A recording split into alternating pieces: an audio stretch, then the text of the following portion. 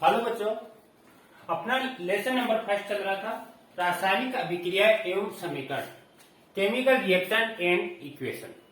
पिछले वीडियो में आपने रासायनिक अभिक्रियाएं क्या होती हैं और किस प्रकार संपन्न होती है इसके बारे में तथा रासायनिक अभिक्रिया के द्वारा रासायनिक समीकरण किस प्रकार बनते हैं उन रासायनिक समीकरणों के बारे में अपने देख लिया था। साथ ही जो रासायनिक समीकरण बनते हैं उसको किस तरह बैलेंस करते हैं और बैलेंस के साथ में उसकी जो स्टेप थी अपने इस रासायनिक समीकरणों को क्रियाकारक से उत्पाद को किस तरह बैलेंस करते हैं और समीकरण बनाते हैं वो अपने सब अध्ययन कर लिया था। आज का अपना नेक्स्ट टॉपिक है रासायनिक अभिक्रियाओं के प्रकार, टाइप्स ऑफ केमिकल रिएक्शन। रासायनिक अभिक्रियाएं कितने प्रकार की होती हैं और किस प्रकार रासायनिक अभिक्रियाएं संपन्न होती है, आज उसके बारे में अपन इस वीडियो में अध्ययन करेंगे। तो सबसे पहले अपन देखते हैं रासायनिक अभिक्रियाएं के प्रकार पढ़ने से पहले अपन कुछ महत्वपूर्ण फैक्ट है इसके बारे में देखते हैं। रासायनिक अभिक्रियाओं के समय किसी एक तत्व का परमाणु दूसरे तत्व के परमाणु में नहीं बदलता है। सबसे पहली इंपॉर्टेंट बात यह है कि जब ये रासायनिक अभिक्रिया संपन्न होती है तो रासायनिक अभिक्रियाओं के समय किसी एक तत्व का परमाणु दूसरे तत्व के परमाणु में नहीं बदलता है। साथ ही न तो कोई परमाणु मिश्रण से बाहर निकलता है, जो भी आपका मिश्रण है उस मिश्रण से बाहर निकलता है, और न ही कोई बाहर से कोई परमाणु उस मिश्रण के अंदर आता है। अर्थात अभिक्रिया संपन्न होने से पहले और अभिक्रिया संपन्न होने के पश्चात, अर्थात क्रियाकारक और जो उत्पाद है उसमें आपस में ही जो पदार्थ है या तत्व है या यौगिक है वो एक से दूसरे रूप में बदलते रहते हैं। न कोई बाहर से कोई दूसरा तत्व है यौगिक या पदार्थ उसमें आता है और न ही जो अभिकारक है या क्रियाकारक है वहां से कोई तत्व है पदार्थ है वो जो अभिक्रिया उस अभिक्रिया से बाहर जाता है। दूसरी बात है किसी रासायनिक अभिक्रिया में परमाणु के आपसी उपाबंध माने एक परमाणु से दूसरे परमाणु के बीच में जो बॉन्ड है उपाबंध के टूटने व जुड़ने से नए पदार्थ का निर्माण होता है। तो दूसरी जो रासायनिक अभिक्रिया के टाइप है इसमें दूसरी बात ये काम करेगी कि जो भी रासायनिक अभिक्रिया है उनके जो परमाणु है वही आपस में उसके जो बॉन्ड है वह बॉन्ड आपस में टूटेंगे या फिर आपस में क्या होंगे, जुड़ेंगे। टूटने या जुड़ने से नए पदार्थ का क्या होता है, निर्माण होता है बच्चों। तो ये इस तरह रासायनिक अभिक्रियाओं के टाइप आएंगे। इसमें आपने देखा है जैसे द्रव्यमान संरक्षण का नियम भी अपन देख सकते हैं। द्रव्यमान संरक्षण का नियम क्या है आपने देखा होगा, वो रासायनिक अभिक्रिया इसमें लागू होता है। द्रव्यमान संरक्षण का नियम है कोई भी अभिक्रिया रासायनिक अभिक्रिया जो संपन्न हो रही है, संपन्न होने से पहले अर्थात क्रियाकारक का द्रव्यमान तथा उसके पश्चात जो उत्पाद बनता है उसका द्रव्यमान हमेशा क्या रहते हैं, कांस्टेंट रहते हैं। एक रूप से दूसरे रूप में कन्वर्ट हो रहा है, लेकिन क्रियाकारक जितने भी अभिक्रिया में भाग ले रहे हैं उनका जो द्रव्यमान है वह द्रव्यमान तथा जो प्रोडक्ट बन रहा है उनका द्रव्यमान वो आपस में क्या रहेंगे, बराबर रहेंगे, अर्थात संरक्षित रहेगा, है ना। द्रव्यमान को न तो उत्पन्न कर सकते हैं न ही ये नष्ट कर सकते हैं।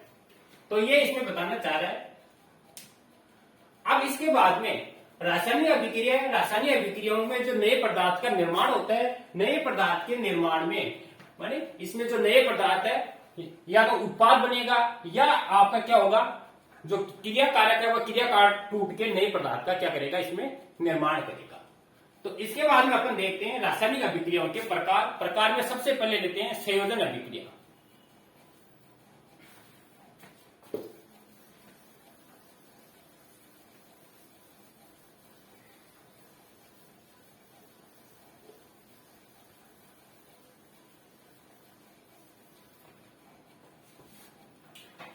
तो बच्चों अपना हेडिंग था रासायनिक अभिक्रियाओं के प्रकार।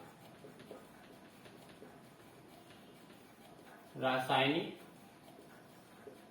अभिक्रियाओं के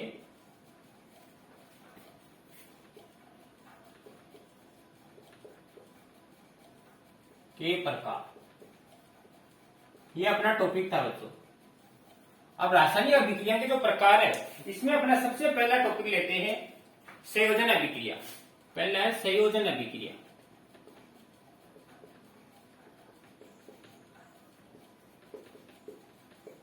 संयोजन अभिक्रिया जैसे नाम से स्पष्ट हो रहा है, संयोजन अभिक्रिया को बोलते हैं आप कॉम्बिनेशन रिएक्शन। संयोजन का मतलब मानी ऐसी अभिक्रियाएं होती हैं जिसमें दो या दो से अधिक क्रियाकारक आपस में मिलकर, दो या दो से अधिक क्रियाकारक आपस में मिलकर एक नए प्रोडक्ट या नए उत्पाद का निर्माण करते हैं, उसी को अपन क्या बोलते हैं, संयोजन अभिक्रिया कहते हैं बच्चों। और कोई भी दो या दो से अधिक क्रियाकारक आपस में मिले और मिलकर एक नए प्रोडक्ट या नए उत्पाद का निर्माण करते हैं, उसी को अपन संयोजन अभिक्रिया कहते हैं। संयोजन का मतलब है आपस में जुड़ना। तो दो भी हो सकते हैं कम से कम, और दो से ज्यादा कितने भी क्रियाकारक हो सकते हैं। तो इसके लिए सबसे पहले अपन एक प्रयोग करते हैं बच्चों, क्रियाकलाप बोलते हैं जिसको। और इस क्रियाकलाप के आधार पर, क्रियाकलाप है इसी के आधार पर अपन संयोजन अभिक्रिया इसको समझते हैं। मानी संयोजन अभिक्रिया में क्या होगा, जो नए पदार्थ है, नए पदार्थ का निर्माण होगा, नए पदार्थ का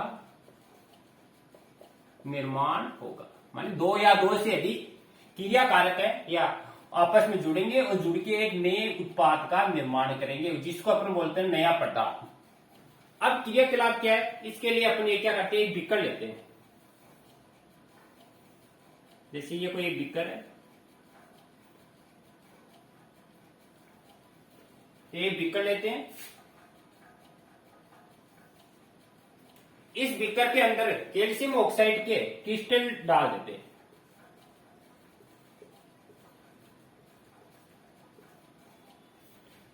ये कैल्शियम ऑक्साइड है, इसके क्रिस्टल डाल देते हैं। और क्रिस्टल डालने के, इसको बोलते हैं कैल्शियम ऑक्साइड,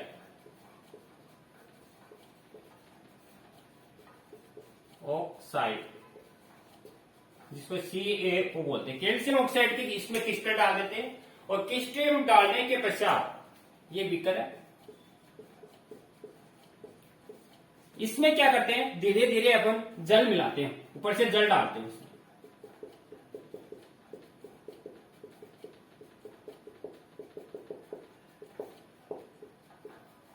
ये इसमें जल H2O। अब जो ये जल डालते हैं, जल डालने के पश्चात इसमें क्या रिएक्शन होती है, इसको अपन हाथ के द्वारा स्पर्श करते हैं। और स्पर्श कराने के पश्चात अपन देखते हैं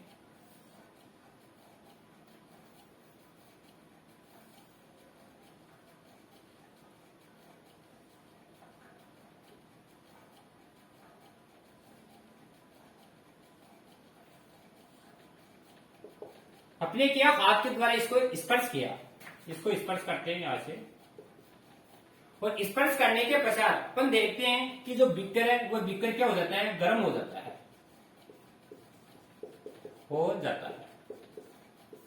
तो अपने क्या प्रयोग किया, अपने सबसे पहले क्या किया, एक बीकर लिया और इस बीकर में कैल्शियम ऑक्साइड है, इसके क्रिस्टलेट सॉलिड होता है, क्रिस्टल इसमें डालते हैं। और डालने के पश्चात इसमें धीरे धीरे इसमें पानी मिलाते हैं। और पानी मिलाने के पश्चात अपन देखते हैं कि थोड़ी देर में बीकर क्या हो जाता है, गर्म हो जाता है, अर्थात गर्म होकर इसमें हीट निकलती है, उष्मा निकलती है। कैल्शियम ऑक्साइड क्या होता है, बिना बुझा हुआ चूना होता है, बिना बुझा चूना, बिना बुझा हुआ चूना होता है। तो इससे अपने क्या देखा, इससे अपने देखा कि जब कैल्शियम ऑक्साइड है, कैल्शियम ऑक्साइड में जब अपन जल मिला रहे हैं, कैल्शियम ऑक्साइड है, इसमें जब अपने जल मिलाया, कैल्शियम ऑक्साइड क्या होता है, सॉलिड होता है, जल क्या होता है, लिक्विड होता है। और जो ही अपनी इसकी रिएक्शन कराई, तो रिएक्शन कराने पर क्या बनेगा, कैल्शियम हाइड्रोक्साइड प्लस साथ में हीट निकलेगी, उष्मा। तो ये तो है कैल्शियम ऑक्साइड प्लस जल, रिएक्शन करवाई तो इससे बनेगा कैल्शियम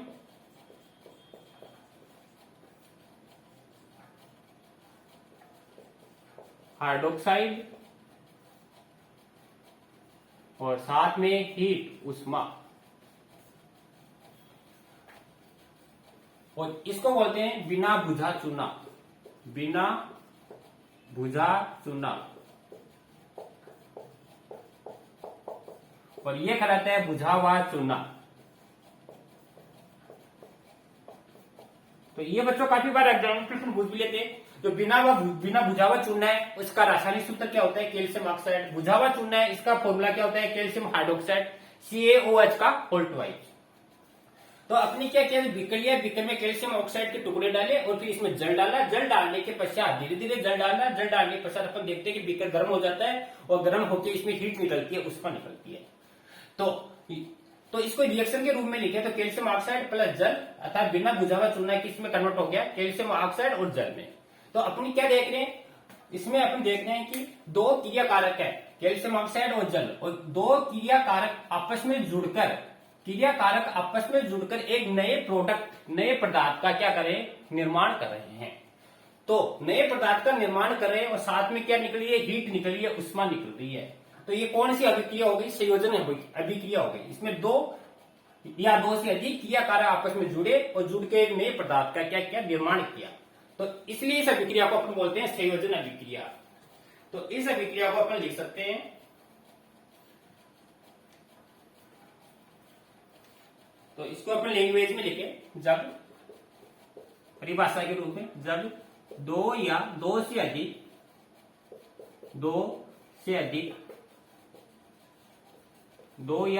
अधिक क्रिया कारक या इसको पदार्थ भी बोल सकते हो, तत्व भी बोल सकते हो, यौगिक भी बोल सकते हो। दो या दो से अधिक क्रिया कारक पदार्थ यौगिक आपस में मिलकर एक नए पदार्थ जिसको एकल बोलते हैं का निर्माण करते हैं, संयोजन अभिक्रिया कहलाती है। संयोजन अभिक्रिया कहलाती है। तो इसकी परिभाषा है, जब दो या दो से अधिक क्रिया कारक पदार्थ तत्व यौगिक आपस में मिलकर एक नए पदार्थ जिसको एकल पदार्थ बोलते हैं का निर्माण करते हैं, उसे संयोजन अभिक्रिया कहते हैं। तो ये इसकी बच्चों डेफिनेशन है, इसको यहां तक आप नोट कर लेना। इसमें क्या हो रहा है, संयोग हो रहा है, इसलिए इसको संयोजन अभिक्रिया अपन कह रहे हैं। इसके बाद में इससे संबंधित इसी अभिक्रिया के कुछ और एग्जाम्पल अपन देख सकते हैं जो अपन दैनिक जीवन में काफी यूज करते हैं।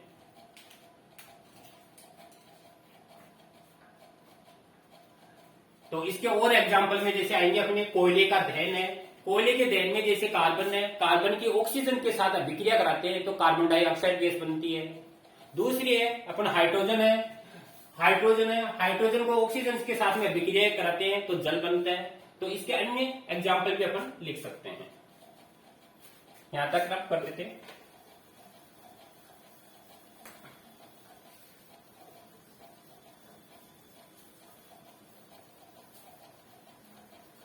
अन्य एग्जाम्पल, अन्य उदाहरण,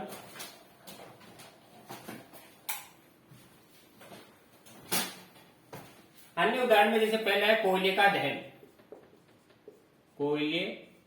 का दहन। दहन का मतलब जो कोयला है उसको जलाना आपको।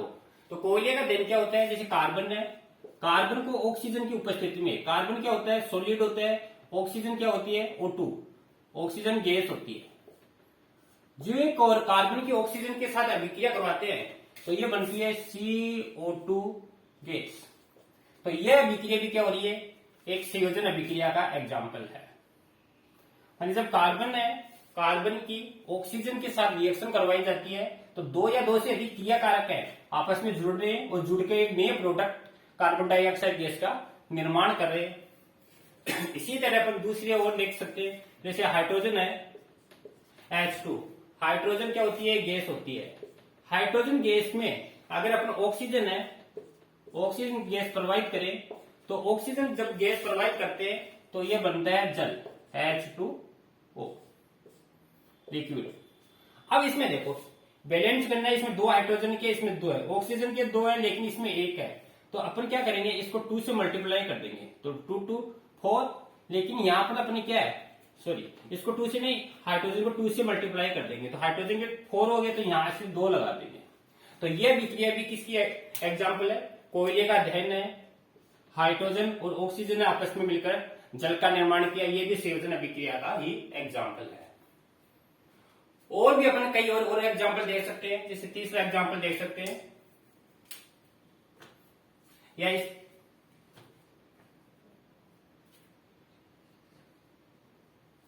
तो इस अभिक्रिया को अपन लिख सकते हैं, मतलब कुछ अभिक्रियाएं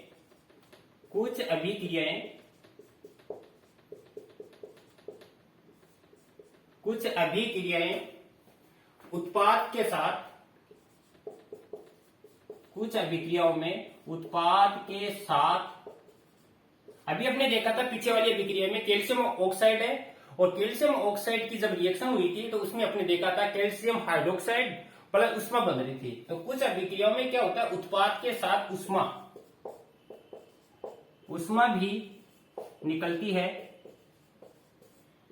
है उन अभिक्रियाओं को उसे उष्मा छेपी अभिक्रिया कहते हैं।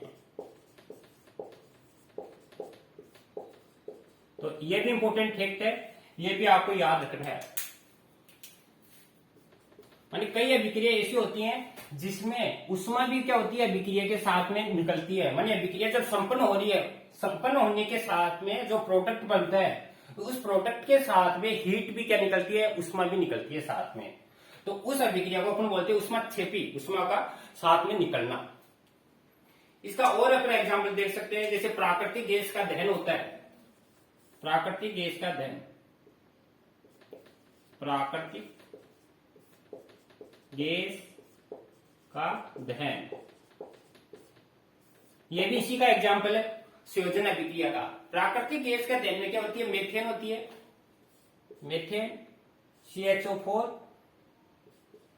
प्लस मेथेन है, मेथेन की ऑक्सीजन के साथ में अभिक्रिया करवाते हैं गैस। तो मेथेन की जब ऑक्सीजन के साथ में अभिक्रिया करवाते हैं तो ये बनती है CO2 gas, carbon dioxide gas CO2, और साथ में निकलता है, ये कार्बन है, ये ऑक्सीजन CO2, साथ में निकलता है हाइड्रोजन जल H2O। अब जल कैसे निकलेगा, इसमें 4 है तो यहाँ 2 से मल्टीप्लाई कर दो, लेकिन ऑक्सीजन के यहाँ पर 2 है और यहाँ पर 1 है, तो इसको भी 2 से मल्टीप्लाई कर दो, तो ये बैलेंस में हो गई। और साथ में क्या निकलेगी, ऊर्जा। तो बच्चों अपने क्या देखा, मेथेन है, प्राकृतिक गैस बोलते हैं जिसको नेचुरल गैस है, ये ऑक्सीजन है, ऑक्सीजन की जब रिएक्शन करवाई तो कार्बन डाइऑक्साइड गैस, और साथ में जल, और साथ में ऊर्जा निकल रही है। तो ऊर्जा निकल रही थी, ये कौन सी अभिक्रिया हो गई, उष्मा छेपी अभिक्रिया हो गई। और इसका अपन एग्जाम्पल देख सकते हैं श्वसन की प्रक्रिया में, श्वसन की प्रक्रिया में जब मनुष्य श्वसन की प्रक्रिया करता है, उसमें भी क्या होती है, संयोजन की अभिक्रिया होती है। श्वसन की प्रक्रिया में जब मनुष्य भोजन का पाचन करता है, भोजन अपना ग्रहण करते हैं, और भोजन ग्रहण करने के पश्चात जब उसका पाचन करते हैं, पाचन करते समय खाद्य जो पदार्थ होते हैं जो अपन खाते हैं, वो खाद्य पदार्थ छोटे छोटे टुकड़ों में क्या हो जाता है, विभक्त हो जाता है। और खाद्य पदार्थ में क्या होता है, कार्बोहाइड्रेट होता है। ये जो कार्बोहाइड्रेट है, ये कार्बोहाइड्रेट जैसे आपके चावल है, गेहूं है, इनमें पाया जाता है। तो ये कार्बोहाइड्रेट जो पदार्थ है, ये कार्बोहाइड्रेट किस में कन्वर्ट हो जाता है, ग्लूकोज में कन्वर्ट हो जाता है। और ये जो ग्लूकोज होती है, ये ग्लूकोज अपने शरीर के कोशिकाओं के अंदर जो ऑक्सीजन होती है, ऑक्सीजन से क्रिया करके, ग्लूकोज ऑक्सीजन से क्रिया करके अपन को क्या प्रदान करती है, ऊर्जा प्रदान करती है। तो इसको भी अपन लिख सकते हैं जैसे रिएक्शन के रूप में, जैसे ग्लूकोज है C6H12O6, यह है ग्लूकोज का फॉर्मूला।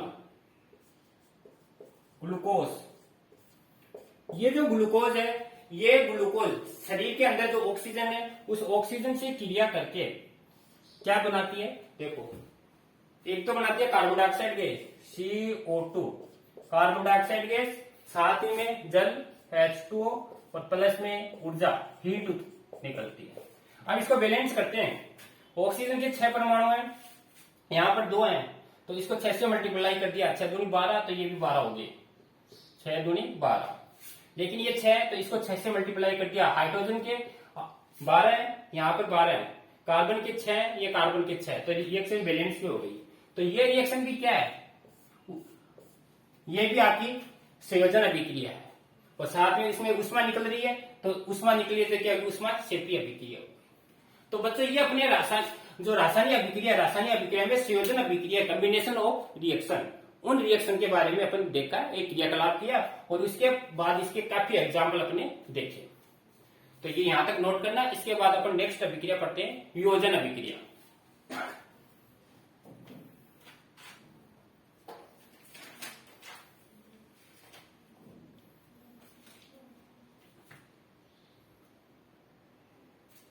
तो अपन नेक्स्ट हेडिंग लेते हैं, वियोजन अभिक्रिया।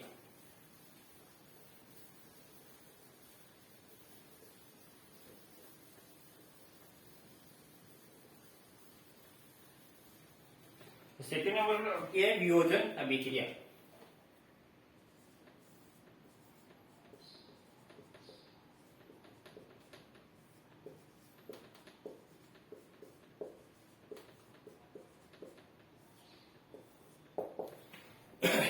वियोजन अभिक्रिया है वो आपकी, जो अभी आपने पढ़ी है संयोजन अभिक्रिया, उस संयोजन अभिक्रिया की बच्चों एकदम विपरीत अभिक्रिया है।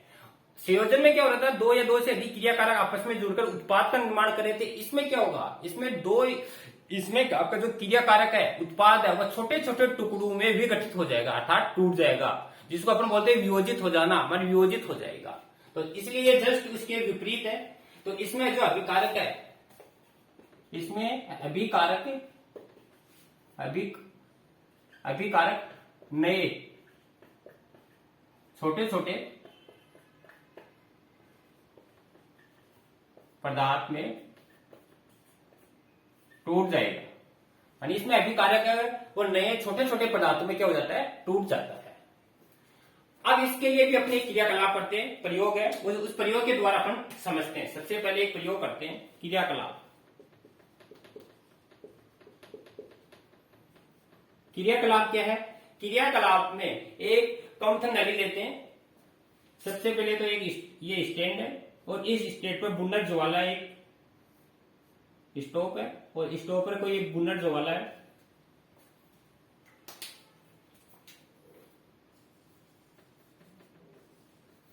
इस बुन्नर ज्वाला के ऊपर एक कम्थन नली,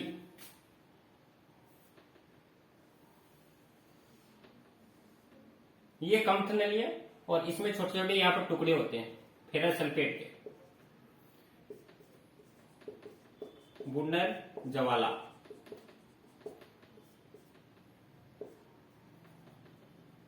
ये बुन्नर है जिसे आग, ये स्टैंड है इसका,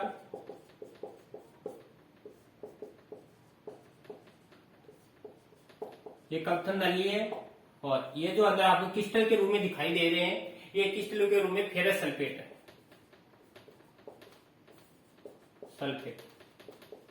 फेरस सल्फेट के ये क्या है, टुकड़े हैं छोटे छोटे। तो इस प्रयोग को अपन समझने के लिए क्या करते हैं, सबसे पहले एक कम्थन नली लेते हैं, कांच की नली होती है ऐसी मुड़ी हुई, उसके अंदर फेरस सल्फेट के छोटे छोटे टुकड़े, क्रिस्टलीय टुकड़े होते हैं, वो टुकड़े डाल लेते हैं, और उन टुकड़े को डाल के एक आपका बुन्नर होता है जिसको स्टोव बोलते हैं, और उस बुन्नर की जो ज्वाला होती है, उस ज्वाला के ऊपर क्या करते हैं, इसको गर्म करते हैं, दहन करते हैं। और दहन करने पर अपन देखते हैं, दहन करने पर अपन बच्चों इसमें ये सावधानी रखनी है, माने इसका इस जो नली है, इस नली का मुंह है माने अपनी तरफ न होकर दूसरी तरफ करना है, ताकि कोई दुर्घटना न घटे। अब जो ये रिएक्शन होती है, रिएक्शन होने के पश्चात अपन क्या देखते हैं बच्चों, फेरस सल्फेट के जो क्रिस्टल थे, फेरस सल्फेट के क्रिस्टल हरे रंग में परिवर्तित हो जाते हैं, तथा ये काले भूरे रंग का ऑक्साइड प्राप्त होता है। तो इसको अपन लिख सकते हैं, फेरस सल्फेट के क्रिस्टल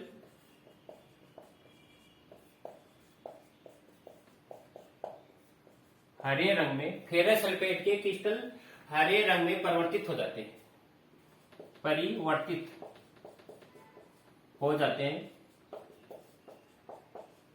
हरे रंग में परिवर्तित हो जाते हैं, तथा यानी इन जो क्रिस्टल है इनका कलर है वो आपका हरा हो जाता है। साथ ही ये काले भूरे रंग के, ये काले भूरे रंग, काले भूरे रंग के ऑक्साइड, काले भूरे रंग के ऑक्साइड में क्या हो जाते हैं बच्चों, बदल जाते हैं, बदल जाते हैं। तो इसमें ये ध्यान रखना बच्चों आपको, जो फेरस सल्फेट जो टुकड़े थे वो क्रिस्टल वो हरे रंग में क्या हो जाते हैं, कन्वर्ट हो जाते हैं, चेंज हो जाते हैं, तथा ये जो काले भूरे रंग के जो ऑक्साइड के रूप में अपन में बदल जाते हैं। इसको जैसे अपन रिएक्शन के रूप में देखें तो रिएक्शन के में देखें फेरस सल्फेट है, Fe ferrous sulphate, ferrous sulphate है। अब ये जो फेरस सल्फेट है, ये फेरस सल्फेट क्या होती है, सॉलिड है, क्रिस्टल ये अपने टुकड़े, तो एस लगा दिया। अब फेरस सल्फेट है, ये फेरस सल्फेट किस में कन्वर्ट हो जाता है, एक तो है फेरिक ऑक्साइड में, साथ ही फेरिक ऑक्साइड, साथ ही सल्फर डाइऑक्साइड, साथ ही सल्फर ट्राइऑक्साइड, सल्फर डाइऑक्साइड और सल्फर ट्राइऑक्साइड Fe2O3। तो ये था फेरस सल्फेट। फेरस सल्फेट है, फेरस सल्फेट से बन गया ferric oxide, ferric oxide. Sulphur dioxide ये गैस होती है और सल्फर ट्राइऑक्साइड ये भी गैस होती है। अब इसको अपन रिएक्शन को बैलेंस करते हैं। बैलेंस करने पर अपन देखते हैं तो यहां पर 2 थे परमाणु, इसके 2 है तो यहां से 2 से मल्टीप्लाई कर दिया।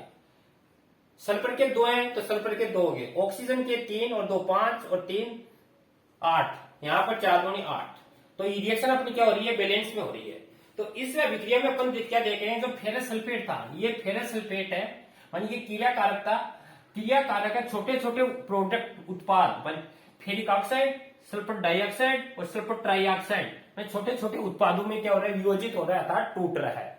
इसलिए इस अभिक्रिया को अपन क्या बोल रहे हैं, वियोजन अभिक्रिया। तो इसलिए इस अभिक्रिया को अपन वियोजित अभिक्रिया कहते हैं। तो इसको अपन लिख सकते हैं, जब क्रियाकारक टूटकर नए, टूटकर 2 या 2 से अधिक, 2 या 2 से अधिक उत्पाद का निर्माण करता है तो इसे वियोजन अभिक्रिया कहते हैं। तो इसमें बच्चों आपको यह ध्यान रखना है कि इसमें क्रियाकारक है और टूटकर 2 या 2 से अधिक उत्पाद का निर्माण करता है, इसलिए इस अभिक्रिया को अपन वियोजन अभिक्रिया कहते हैं। इसी का अपना और भी एग्जाम्पल है दैनिक जीवन में, वो एग्जाम्पल भी अपन देख सकते हैं। जैसे पहला एग्जाम्पल है, उदाहरण पहला एग्जाम्पल है, जैसे कैल्शियम कार्बोनेट है, कैल्शियम कार्बोनेट जिसको अपन चूना पत्थर बोलते हैं, चूना पत्थर, चूना पत्थर ये क्या होता है, सॉलिड होता है, तो एस लगा दिया। कैल्शियम कार्बोनेट है, जब कैल्शियम कार्बोनेट की रिएक्शन कराते हैं तो कैल्शियम कार्बोनेट है, कैल्शियम कार्बोनेट की रिएक्शन कराते हैं तो calcium oxide, calcium oxide plus साथ में क्या बनता है, कैल्शियम ऑक्साइड साथ में carbon dioxide gas CO2, carbon dioxide, इसको बोलते हैं बिना बुझा चूना। अभी अपने देखा था ये गैस है, इसको बोलते हैं बिना बुझा चूना, बिना बुझा चूना। तो आप बच्चों इसमें क्या देख रहे हो, जो चूना पत्थर था कैल्शियम कार्बोनेट था, ये कार्बोनेट है, जब इसका आपने दहन कराया, दहन कराने पर क्या बन गया, बिना बुझा हुआ चूना, calcium oxide plus calcium carbon dioxide gas बन गई।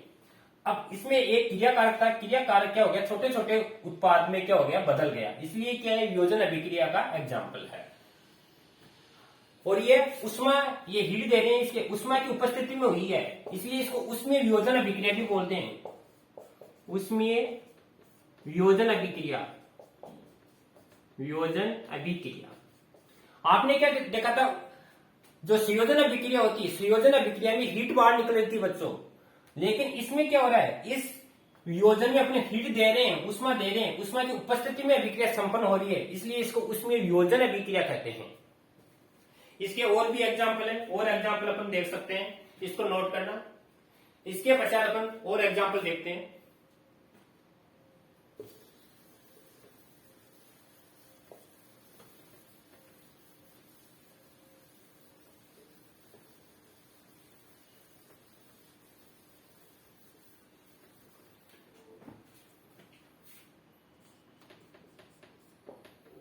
एग्जाम्पल जैसे प्रश्न का, अब सेकंड एग्जाम्पल। सेकंड एग्जाम्पल क्या है, सेकंड एग्जाम्पल जैसे अपन देख सकते हैं, कोई चाइना डिस्क होती है, इसके लिए क्रियाकलाप है। एक चाइना डिस्क, जो व्हाइट कलर की कटोरी होती है, चाइना डिस्क बोलते हैं इसको।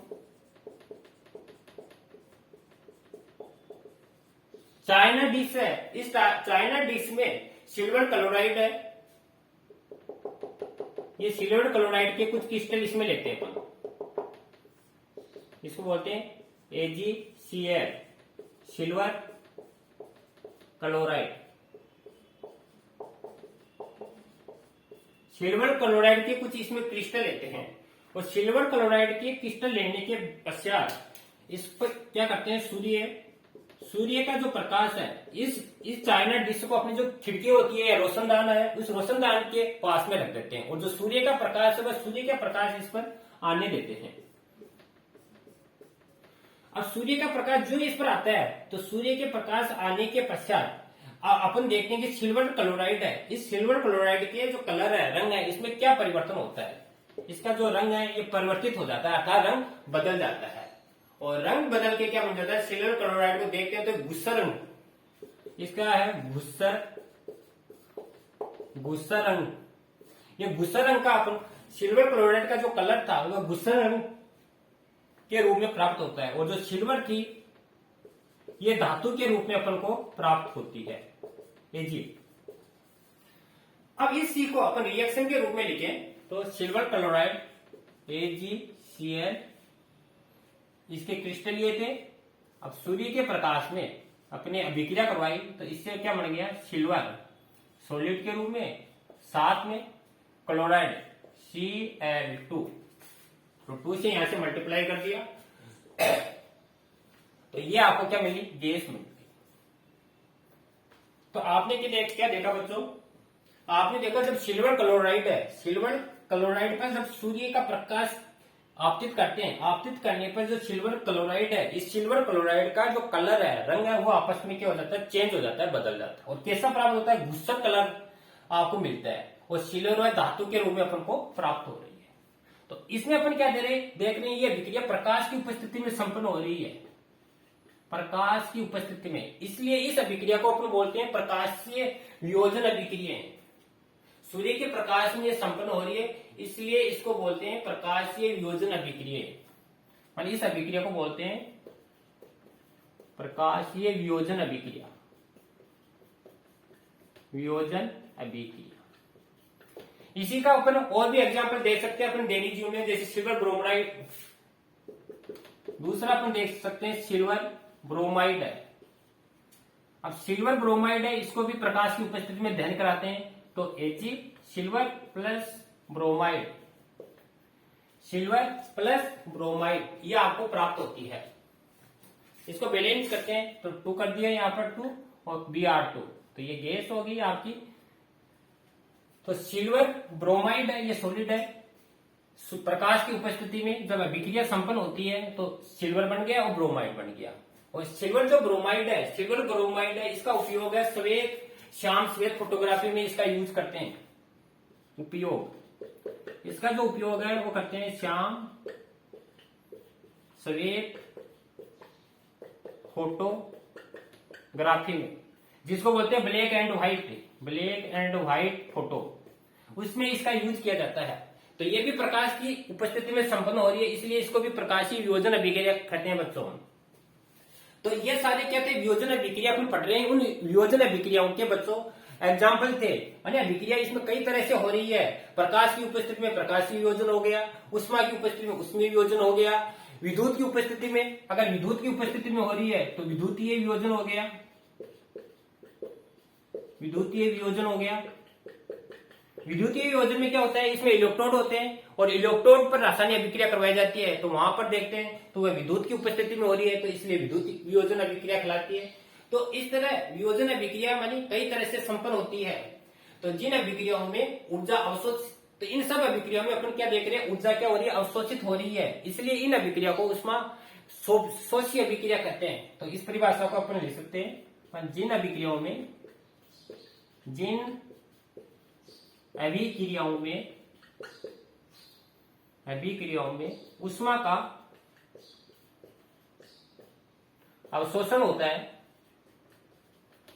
अवशोषण होता है, उन अभिक्रियाओं को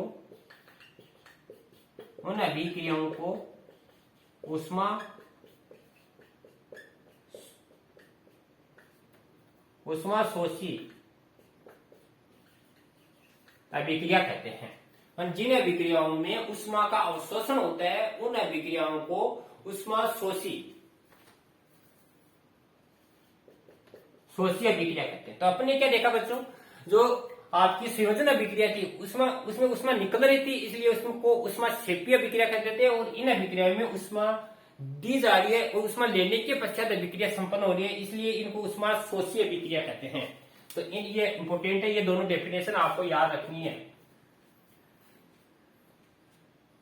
अब बच्चों इस पर आधारित अपन जो आपने आज पढ़ा है, इस पर आधारित कुछ क्वेश्चन कर लेते हैं और उन क्वेश्चनों के आंसर आपको देने हैं बच्चों, और अपनी नोटबुक में इनको क्वेश्चनों को करके लाना है आपको। तो देखो इस पर आधारित कुछ क्वेश्चन करते हैं।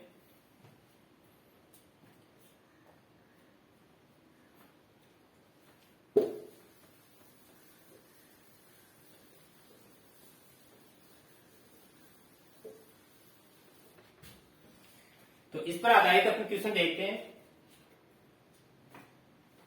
तो क्वेश्चन नंबर फर्स्ट है, क्वेश्चन नंबर फर्स्ट,